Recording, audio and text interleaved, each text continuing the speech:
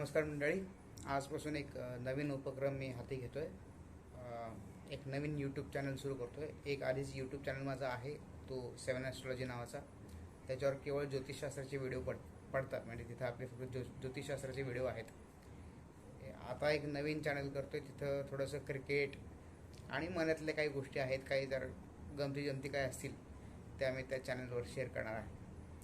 Cricket असेल, sports असेल, मनातले काही आवडीचे काही गोष्टी आवडल्या तर त्याही मी तिथे टाकणार आहे. असं एक सेपरेटली वेगळ्या प्रकारचा तो यूट्यूब चॅनल मी सुरू करणार आहे. आज हा व्हिडिओ रेकॉर्ड करताना सुरुवात माझ्या एक चांगल्या जिव्हाळ्याच्या विषयाने, म्हणजे तो क्रिकेटने आपण सुरू करूया, असं थोडासा मनात विचार होता की आपल्याला सगळ्यात आवडती कुठली गोष्ट आहे त्याने आपण सुरू करूया. तर आपल्याला कदाचित बऱ्याच जणांना माहीत आहे किंवा माहीत नसेल, तर उद्यापासून आपली झिम्बाब्वे विरुद्ध वन डे मालिका आहे. 3 वनडेंची मालिका आहे आणि ती 3 वनडेंची मालिका खेळण्यासाठी भारतीय संघ झिम्बाब्वेमध्ये दाखल झालेला आहे. 3 वनडे बहुतेक सगळ्या 3ही वनडे बुलावायो या शहरात होतील आणि त्याच्यानंतर त्या एकदम पटापट 18, 20 आणि 22 असे सलग 3 दिवसात एक दिवसाचा गॅप ठेवून 3 वनडे खेळतील आणि भारतीय संघ थेट संयुक्त अरब अमिरातीत आशिया करंडक खेळायला जाईल. आशिया करंडकाचा आपण वेगळा व्हिडिओ करूया. झिम्बाब्वेचा दौरा, आपण जर आपल्या भारताचा झिम्बाब्वे दौऱ्याचा जर विचार केला तर इतिहासात बघितलं तर साधारण 92 साली झिम्बाब्वे कसोटी खेळायला लागला, 1992 साली. आणि आपण पहिला संघ होतो की ज्याच्याविरुद्ध ते कसोटी मालिका खेळले. तर 92 साली कदाचित आपण पहिल्यांदा गेलो, त्याच्यानंतर कदाचित 96 आणि मग नंतर कदाचित 2001 आणि 2005ला आपण शेवटची कसोटी मालिका खेळलो. आता प्रत्येक दौऱ्याचे काही वैशिष्ट्य आणि काही लक्षात राहणाऱ्या मॅचेस आपल्याला लक्षात राहतील. 92 साली तर पहिलाच दौरा होता, त्यामुळे तो दौराच ऐतिहासिक होता. म्हणजे अझरुद्दीनच्या नेतृत्वाखाली तो संघ गेला होता कसोटी मालिका खेळण्यासाठी. आणि नंतर मग 2000 साली आणि 96 साली सुद्धा ते दौरे झाले. 96 सालची करायची एक मॅच मला चांगली आठवते की रॉबिन सिंगनी अतिशय ओढून ताणून ती मॅच एक टाय केली ते झिम्बाब्वे विरुद्धची, तर ती एक लक्षात राहते. आणि मग सगळ्यात कॉन्ट्रोवर्शियल म्हणा किंवा लक्षात राहणारा दौरा म्हणा तर तो 2005चा. त्या 2005 साली झिम्बाब्वेनी कदाचित आपल्या विरुद्धची शेवटची कसोटी मालिका खेळली. हीच स्ट्रिक त्या झिम्बाब्वेचा कॅप्टन होता. गांगुली आपल्या इंडियन टीमचा कॅप्टन होता आणि गुरु ग्रेग चॅपल तो संघ गांगुलीच्या नेतृत्वाखाली घेऊन गेले होते.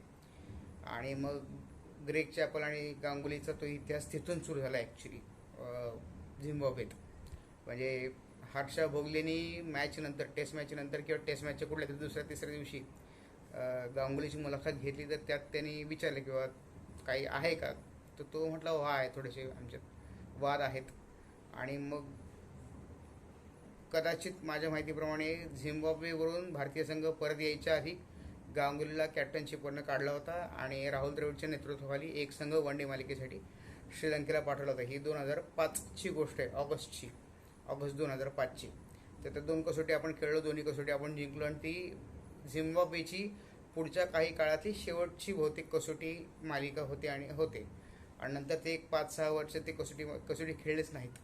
नंतर मग 2010मध्ये बांगलादेश विरुद्ध ते, नंतर मग आता अफगाणिस्तान विरुद्ध खेळतात, आयर्लंड विरुद्ध खेळतात, असा सगळा प्रकार आहे. तर हा साधारण झिम्बाब्वेचा आजपर्यंतचा इतिहास आहे. बरं, झिम्बाब्वे आपल्याला एवढ्यासाठी लक्षात राहते का? आता झिम्बाब्वे 2-3 गोष्टींसाठी आणखीन लक्षात राहते. एक म्हणजे 98 साली जो शारजा कप झाला, तिथं हेनरी ओलंगा आणि सचिन तेंडुलकर यांच्यातली जुगलबंदी ती एक बघण्यासारखी आहे. म्हणजे हेनरी ओलंगा अक्षरशः पिच्छा पुरत होता सचिन तेंडुलकरचा, आणि नंतर त्याने जो फायनलला वचपा काढला सचिन तेंडुलकरचा, तो तुम्ही यूट्यूबला कुठेही सर्च करा, सचिन वर्सेस हेनरी ओलंगा असं तुम्ही कुठेही सर्च करा, तुम्हाला सहज मिळेल. दुसरं म्हणजे ती हेनरी ओलंगा एक डोकेदुखी होती. नंतर पुढच्याच वर्षी 99च्या वर्ल्ड कपमध्ये आपण झिम्बाब्वे विरुद्ध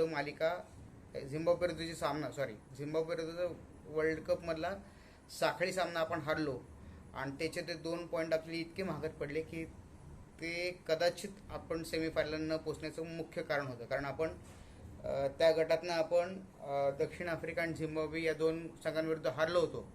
आणि त्यावेळेची पॉईंट सिस्टीम सुपर सिक्सची अशी होती की जे 3 संघ पुढे जातील, जर तुम्ही ज्या संघांना हरवलं ते जर पुढे सुपर सिक्समध्ये आले तर त्यांचे पॉईंट तुम्हाला आधीच मिळतात. तर त्याच्यामुळे दक्षिण आफ्रिकेने झिम्बाब्वे आणि भारताला दोघांना हरवलं, त्यामुळे त्यांचे 4 पॉईंट आधीच मिळाले होते. झिम्बाब्वेने आपल्याला हरवलं होतं म्हणून त्यांना आपले पॉईंट 2 आधीच मिळाले होते.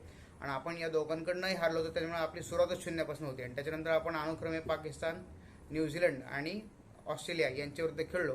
ऑस्ट्रेलिया न्यूझीलंड विरुद्ध हरलो आणि पाकिस्तान विरुद्ध एक ती मॅच आपण जिंकलो. व्यंकटेश प्रसादनी 5 विकेट घेतल्या होत्या. ही असं तो तर ती एक झिम्बाब्वे विरुद्धची मॅच आपल्याला वर्ल्ड कपमधली महागात पडली आणि आपलं जवळपास सेमीफायनलचं तिकीट तिथंच कापलं गेलं. नंतर परत असाच एक होता डगलस हुंडो नावाचा बॉलर. म्हणजे हेनरी गोलंगा नंतर दुसरा कुठला लक्षात राहतो तर डगलस हुंडो. तो पण असाच मागे लागला होता, तो गांगुलीच्या मागे लागला होता. गांगुली शॉर्ट बॉलला घाबरतो, हे 2003-04च्या आसपास सगळ्यांना जवळपास तो एक्सपोज झाला होता शॉर्ट बॉलला. आणि त्याच्यामुळं सातत्याने शॉर्ट बॉल टाकून ते गांगुलीला हैराण करून तो त्याच्या मागे लागला होता. तर तो डगलस हुंडो, हेनरी गोलंगा. आणि तिसरा जो आत्ता आपण सगळे स्कूप जे बघतो, विकेटच्या मागचे जे स्कूप बघतो आपण, तो दिलशनचं स्कूप असेल किंवा आता जे आडवे तिडवे शॉट सुरू झालेत, ते आडवे तिडवे शॉट ॲक्च्युली सुरू केले ते डगलस मरिलेरनी. डगलस मरिलेर हा झिम्बाब्वेचा प्लेअर होता की ज्याने तो पहिल्यांदा असा स्कूप करून पायापाशी बॉल मागं टाकायचे, फाईन लेगच्या मागे ओढायचे. हा जो सुरुवात केला होता ती त्यांनी सुरुवात केली होती. आणि ती फरीदाबादची एक वनडे आपल्याला त्यात आठवते की हातातोंडाशी आलेली मॅच त्यांनी फरीदाबादला असेच प्रत्यक्ष एक 7-8-10 शॉट त्यांनी असे मागे टाकून ती मॅच आपल्या हातानं काढली होती. आपण ती मॅच हारलो होतो फरीदाबादची. तर अशा काही अगदी मोक्याचे मॅच झिम्बाब्वेविरुद्ध आपण हारलेलो आहोत आणि जे आपल्या कायम लक्षात राहतात, किंवा काही ठराविक असे प्लेयर आहेत जी आपल्या कायम लक्षात राहतात. नंतर 2001 का 2 सालचा तो दौरा आहे झिम्बाब्वेचा भारतातला. ते अँडी फ्लॉवर आणि ग्रँड फ्लॉवर हे 2 भाऊ होते. अँडी फ्लॉवरने अक्षरशः स्वीप म्हणजे अक्षरशः झाडू मारतो तसा स्वीप मारून बॉलरला हैराण केला होता. तो त्या सिरीजचा टॉप स्कोर होता झिम्बाब्वेचा. आणि मग 2005 नंतर जसं त्यांची ती कसोटी मालिका खेळण्याचा त्यांनी कसोटी खेळणं सोडून दिलं, तसंच मग आपण 2005 साली आपण त्यांच्याविरुद्ध झिम्बाब्वेमध्ये शेवटची कसोटी मालिका खेळलो. ती गांगुलीच्या कॅप्टन्सी खाली शेवटची कसोटी मालिका होते. तर असा एक झिम्बाब्वेचा इतिहास आहे. पुढे आणखीन थोडंसं पुढं आलं की 2010 साली मला आठवते, किंवा 2005 सालची आणखीन एक गोष्ट आहे. 2005 साला आपण त्याच दौऱ्यात म्हणजे जिथं आपण 2 कसोटी मालिका खेळलो आणि गांगुली आणि ग्रेग चॅपलचं फाटलं, त्याच मालिकेनंतर आपण तिरंगी मालिका खेळलो, झिम्बाब्वे, भारत आणि न्यूझीलंड. तर त्या मालिकेत सुद्धा आपण झिम्बाब्वे विरुद्ध जो 2 मॅच जिंकल्या, न्यूझीलंडच्या 2 मॅच हारलो वाटतं बहुतेक. आणि नंतर मग केवळ आपण झिम्बाब्वे विरुद्ध दोन्ही मॅच जिंकलो म्हणून आपण ते फायनलला क्वालिफाय झालो. आणि परत त्या काळी म्हणजे हा प्री धोनी एरिया, म्हणजे धोनी यायच्या आधीचा हा काळ आहे की आपण फायनलपर्यंत पोहोचायचो. म्हणजे नॅटवेस्टला 2002 साली आपण फायनल खेळलो, ती जिंकलो. नंतर 2003चा वर्ल्ड कप, नंतर 2003ची भारतातली तिरंगी मालिका, ऑस्ट्रेलिया, भारत आणि न्यूझीलंड. त्याच्यानंतर ही तिरंगी मालिका, आशिया कप 2004च्या, असे कित्येक फायनल्स आपण सलग हारलो होतो. आणि त्यावेळी मग त्या गांगुलीला जो मुलाखत घेणार होता पोस्ट मॅच प्रेझेंटेशन, त्यांनी प्रश्न विचारला की बाबा तुम्ही फायनलपर्यंत तरी खेळता, मग फायनल येऊन कसं काय हारता. तर त्यावेळी गांगुली म्हणत की आम्ही कंपनी फायनलला तरी क्वालिफाय होतो आहे. काही संघ फायनललाही क्वालिफाय होत नाहीत, तुम्ही त्यांना तसे प्रश्न विचारत नाहीत. पण ती आपली त्यावेळची अडचण होती. ही धोनीच्या आधीची. धोनी आल्यानंतर आपण फायनल खेळू लागलो, मग फायनल जिंकूही लागलो. मग धोनीचं काळच वेगळं होतं. तर हे आपण असं आहे. नंतर 2010 साली आपण परत झिम्बाब्वेला गेलो, तिथं आपण वन डे मालिका खेळलो सुरेश रैनाच्या कॅप्टनशिप खाली. सुरेश रैना कॅप्टन होता 2010 साली. आणि माझ्या माहितीप्रमाणे आपण ती वन डे मालिका हारलेलो आहे. तर ती वन डे मालिका आपण हारलो, म्हणजे झिम्बाब्वेकडून सुद्धा आपण वन डे मालिका हारलेलो आहे. हा सुद्धा आपला इतिहास आहे. तर असा सगळं झिम्बाब्वे आणि आपलं थोडंसं काय फारसं काय चांगलं नाही. म्हणजे तो झिम्बाब्वे संघ काय फार मोठा नाही आणि त्यांचं जर ओव्हरऑल ट्रॅक रेकॉर्ड बघितलं तर तरीसुद्धा नाही. पण आपल्याला काही ठिकाणी ते नडलेले आहेत. तर अशा झिम्बाब्वे विरुद्धची मालिका उद्या सुरू होते.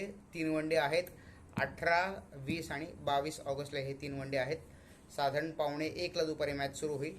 1:15 पासून 8-9 तास म्हणजे साधारण 8:30 पावणे मॅच संपेल रात्री. आणि ह्या सगळ्या मॅच मग तुम्हाला ते सापडेल कुठं बघायचे आणि काय बघायचे ते. तर असं साधारण आहे भारताचा झिम्बाब्वे दौरा. आणि हा जो यूट्यूब चॅनल सुरू केला आहे तो अशाच गोष्टी ह्याच्यावर येतील. क्रिकेट असेल, थोडंफार जर काही खरंच आउटस्टँडिंग काय इतर स्पोर्ट्समध्ये झालं तर त्याचंही आपण नोंद घेऊ. मग बाकीच्या गमती जमती होतच राहतील. असा एक साधारण या यूट्यूब चॅनलचा असा हा उद्देश म्हणा किंवा त्याची बांधणी अशी होईल. तुर्तास एवढंच. तर मग उद्या दुपारी 1:15ला भारत विरुद्ध झिम्बाब्वे पहिली मॅच. थँक्यू.